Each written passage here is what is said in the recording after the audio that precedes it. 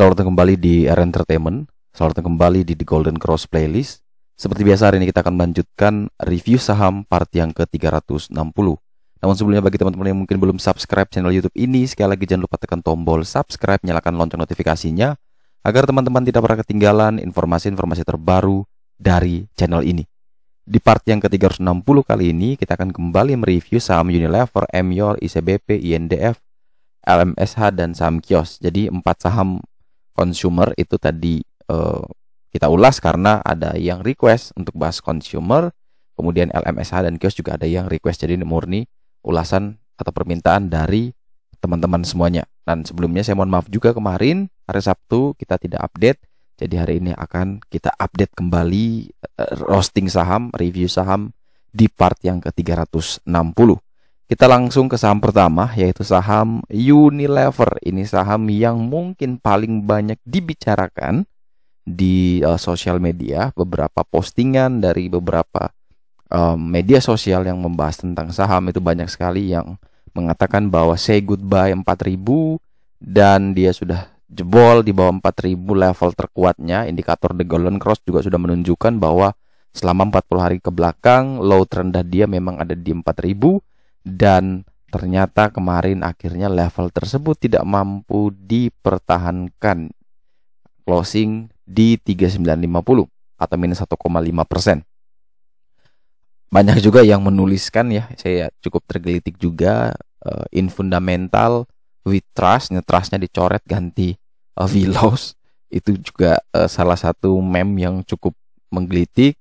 Kemudian juga banyak yang bilang bahwa di Unilever kalau belajar fundamental tentu kita pasti akan loss terus ya, karena katanya perusahaan bagus, perusahaan yang punya fundamental yang luar biasa, perusahaan yang selalu rutin bagi dividen, royal bagi dividen. Tapi kenapa harga sahamnya justru sudah turun cukup dalam sekali dari harga tertingginya. Ini sekarang sudah sampai ke 3950. Sebelum kita ke teknikal, ini pandangan saya pribadi bahwa setiap sektor, setiap posisi market itu pasti ada yang namanya siklusnya, pasti yang ada namanya fase-fasenya. Mungkin fase saat ini sektor consumer mungkin belum diuntungkan. Mungkin karena sekarang yang menjadi leadingnya memang ada di sektor teknologi. Dari kalau teman-teman juga buka Instagramnya Michael Yo, itu teman-teman juga bisa belajar di sana tentang ISG tidak kemana-mana. Kalau tidak salah saya sempat baca juga postingannya. Jadi ISG kalau kita lihat dari awal tahun sampai sekarang itu kurang lebih tidak terlalu banyak bergerak. Tetapi ketika kita breakdown ke dalamnya, ternyata saham teknologi itulah yang memimpin kenaikan yang luar biasa di tahun ini, di mana teknologi tersebut memang tidak bisa untuk membuat ISG bergerak kencang karena memang bobotnya jauh lebih kecil dari beberapa sektoral yang punya market cap yang besar. Contohnya di perbankan, kemudian di basic industry, itu konstruksi itu punya bobot terhadap ISG lebih besar, sehingga mereka itu kalau tiket turun maka ISG juga kemungkinan besar turun. Sedangkan sektor teknologi ini masih kecil sekali, dia punya bobotnya dibandingkan dengan finance, basic industry atau konstruksi untuk ISG-nya. Jadi yang beli teknologi dari awal tahun tentu itu cuan yang paling banyak. Yang beli consumer, beli finance mungkin mengalami, atau konstruksi mungkin mengalami loss yang cukup besar. Tapi balik lagi, di tahun ini memang adanya komoditi booming, kemudian teknologi booming, semuanya bilang serba digital, maka mungkin inilah fase mereka. Ini adalah tahun mereka, ini adalah sektor mereka. Tapi apakah Unilever masih bisa turun? Ya tidak ada yang tahu. Kemungkinan besar masih turun, masih ada peluang, tapi di balik peluang tersebut, di balik penurunan tersebut tetap masih ada peluang. Ya, kalau saya tetap in fundamental with trust, hanya trustnya kita berbeda-beda. Ada yang melihat di level ini adalah level yang sudah murah menurut dia. Alasan murah karena harga tertingginya dia di harga sekian, kemudian harga 4.000 terendah pun sudah bisa ditembus. Jadi ini dia bilang murah. Jadi murahnya dibandingkan dengan harga atau historical dari harga sahamnya. Ada juga yang menghitung berdasarkan price book value, ada yang menunggu di PBV1 mungkin di harga 1.000, 2.000. Tapi ini balik lagi kepada masing-masing ya, kepada research masing-masing apakah menarik atau tidak untuk dikoleksi. Jadi tetap do your own research, tidak usah pusing dengar kiri kanan. If you believe Unilever masih bagus, maka di setiap penurunan itu adalah peluang untuk bisa terus menambah muatan. Tapi kalau kamu tidak yakin Unilever ini bagus, maka skip. Cari emiten lain yang mungkin menurut kamu jauh lebih baik. Tapi pesan saya cuma satu, bahwa setiap sektor itu punya masanya, dan mungkin saat ini bukan masanya Unilever untuk berjaya. Kita langsung ke teknikalnya. Jelas di sini downtrend parah karena jebol 40 hari harga terendah di 4.000, dan oleh sebab itu selama dia masih belum naik ke atas minimal 4.000, maka Unilever beresiko tinggi dan kita mending wait and see. Kita harus menunggu sampai adanya adjustment pebble baru, atau sampai kita menemukan level support baru lagi selama 40 hari belakang menggunakan the golden cross. Kalau teman-teman menggunakan chart dari TradingView atau chart yang dari sekuritas, itu mungkin teman-teman bisa menemukan ya level supportnya berikutnya di berapa. Mungkin teman-teman bisa atur. Kalau memang belum ada pun bisa pakai kita menggunakan Fibonacci retracement juga bisa menemukan level support berikutnya. Tapi kalau menggunakan golden cross karena dia cuman capture 40 hari ke belakang, makanya di sini jelas kita mending wait and see terlebih dahulu. Dan kalau perhatikan secara broker summary, secara susunannya, secara volumenya, jelas ini masih sangat belum menarik ya. Ini tekanan jualnya masih tinggi dan masih memungkinkan ini bisa terus berlanjut jika level 4.000 itu tidak mampu dipertahankan. Berikutnya kita punya saham Emyor ya. Di sini saham Mayora Indah ditutup naik 0,84% di harga 2.400. Berbalik dengan Unilever, Emyor justru dia terus mendaki dan mendekati area pentingnya di PBH 2420. Selama dia belum breakout 2420 ini rawan karena dia sudah berada dalam high risk karena dia dekat sekali dengan resisten. Ini kalau dia gagal jebol, takutnya dia seperti ini. Nah, ini teman-teman nyangkutnya dalam nih kalau dia seperti ini.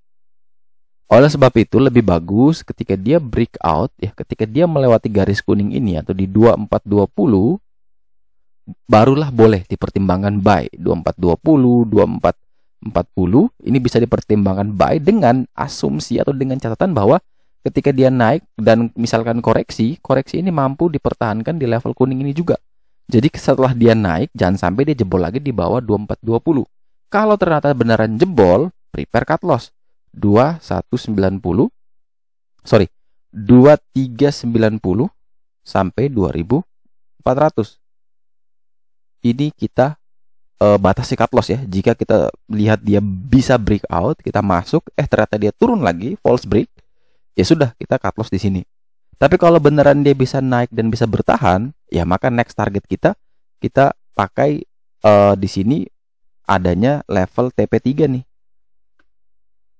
yaitu di 2486 ya, atau kurang lebih di 2900 ya, bisa kita pakai sebagai target 2900 sampai dengan 3000 lah. Itu adalah target 2490 atau sampai dengan 2500 ya. Itu sebagai target TP kita di saham Emyor. Tapi kalau memang belum bisa tembus dari 2420 ya mending tunggu lagi di sekitaran sini, PBL 2150 sampai dengan 2200. Kalau lihat dari transaksinya 11 miliar, maka coba kita perhatikan dari broker summary. Kalau saya pribadi lihat ini volumenya bagus, strukturnya bagus, sehingga masih memungkinkan adanya kenaikan lagi. Tapi tetap ingat ya, itu broker summary hanya sebagai pendukung.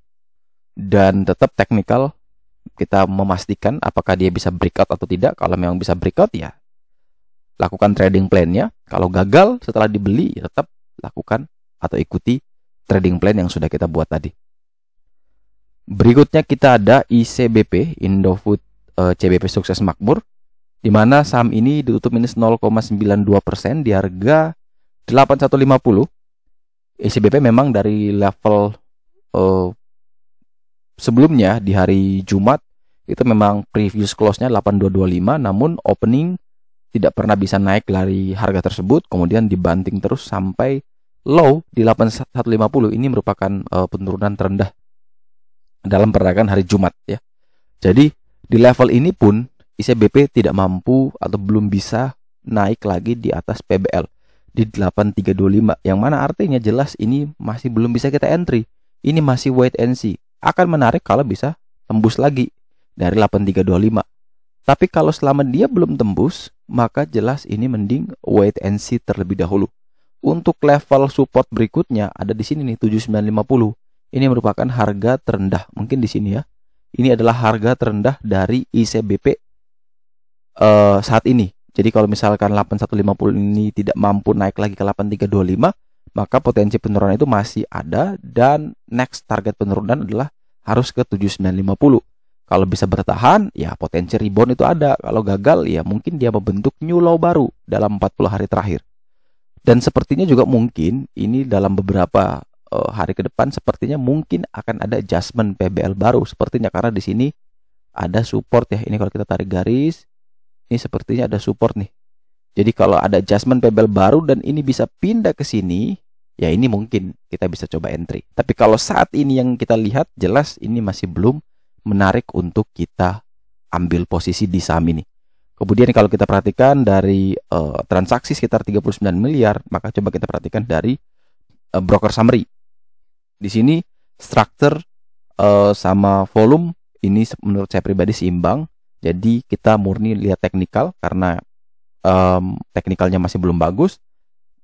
Mending lebih baik kita wait and see terlebih dahulu sampai nanti kita menemukan adjustment PBL baru, dan atau misalkan dia bisa naik di atas 8325. Misalkan adjustment PBL baru belum ada tapi dia bisa rebound di atas 8325, itu juga bisa kita ambil posisi untuk buy saham ICBP. Nah, bagaimana dengan induknya INDF, Indofood Sukses Makmur, di mana INDF justru terlihat lebih menarik. Kenapa? Karena closingnya masih bertahan stagnan di 6.200, tapi level PBL-nya di 6150. Ini kurang lebih ada 2 tick lagi dia akan ke 6150. Makanya indikator menunjukkan low risk di sini. Low risk untuk saham INDF.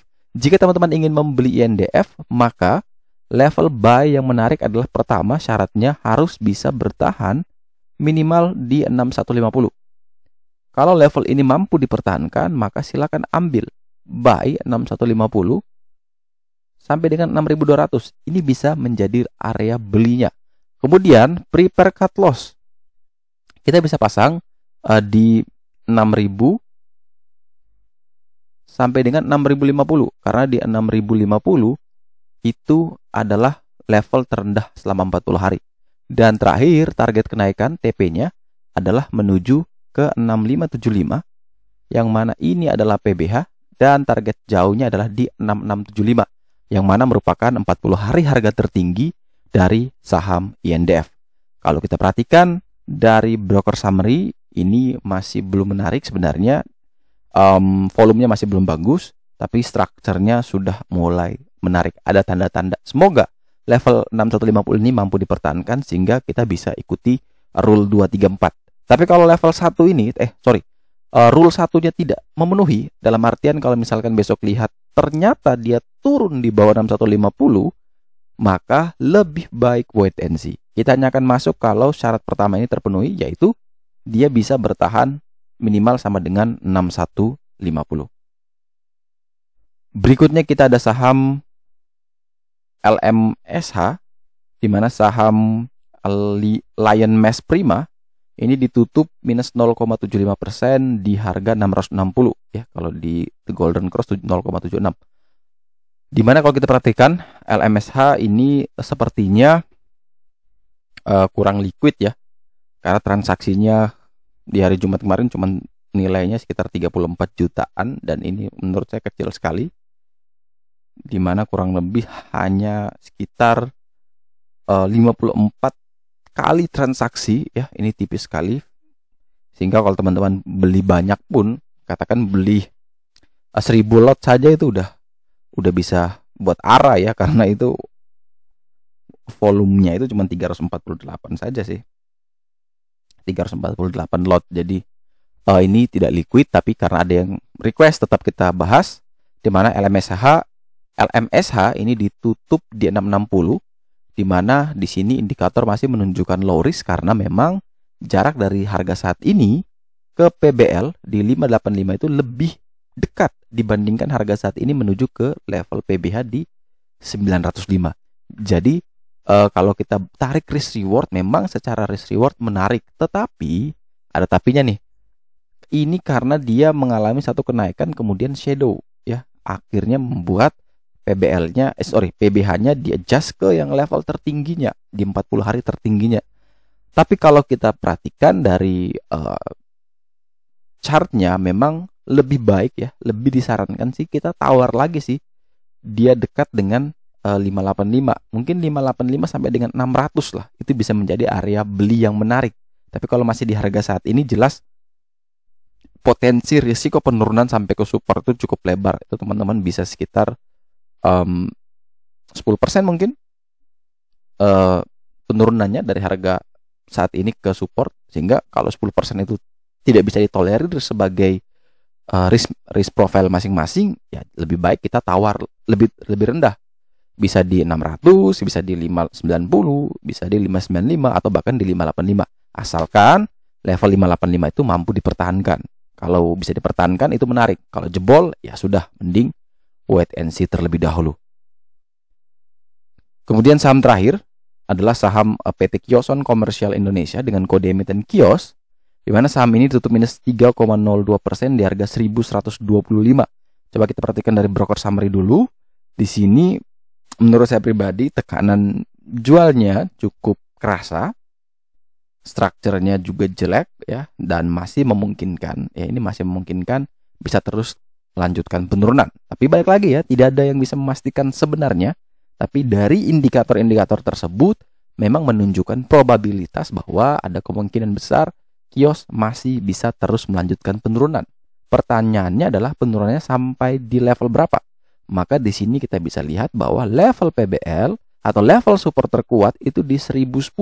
Kemudian ada 1055, kemudian ada 1123, dan ada juga 1022. Ini ada 3 level support yang membantu Kios dalam proses penurunan. Jadi kalau misalkan besok dia turun lagi di bawah 1123, maka next target penurunan adalah ke 1055. Kalau 1055 ini juga bisa turun, maka next target adalah ke 1022. Kalau 1022 juga terus turun, maka next target adalah menguji support terkuat di 1010. Jadi dia masih punya beberapa bantalan sebelum sampai harus menguji support terkuat. Nah, di setiap bantalan tersebut bisa teman-teman pakai sebagai titik entry jikalau titik itu bisa kuat dipertahankan. Misal, ternyata besok Kios mentok 1120, balik lagi ke atas 1125, maka bisa dipakai untuk entry. Dengan catatan ketika jebol lagi di bawah 1123, kita bisa cut loss. Atau misalkan besok Kios turun lagi, ternyata kena ke 1060, 1055, 1060, terus dia bermain di situ sideways, maka bisa juga di entry karena level supportnya ada di 1055. Kalau jebol di bawah 1055 ya wajib cut loss dulu. Kalau bisa rebound lagi ya syukur. Kalau misalkan lihat besok dia turun di bawah 1055, ya tunggu lagi di 1022. Kalau 1022 kuat bertahan, ya bisa diambil juga di 1022. Jadi setiap level penurunan support itu bisa dijadikan sebagai titik entry jikalau level itu mampu dipertahankan. Jadi tetap kita bisa fleksibel, walaupun tujuan akhirnya adalah lebih menarik sebenarnya kalau bisa dapat di area support paling kuat, yaitu di 1010. Oke, sekian dulu review saham part yang ke 360. Terima kasih banyak teman-teman yang telah setia menonton. Sekali lagi jangan lupa like, subscribe, dan share agar semua informasi yang dalam video ini dapat berguna, bermanfaat, dan tentunya bisa menjadi panduan trading di keesokan harinya. Sekali lagi terima kasih banyak. Sampai jumpa dan semoga membantu.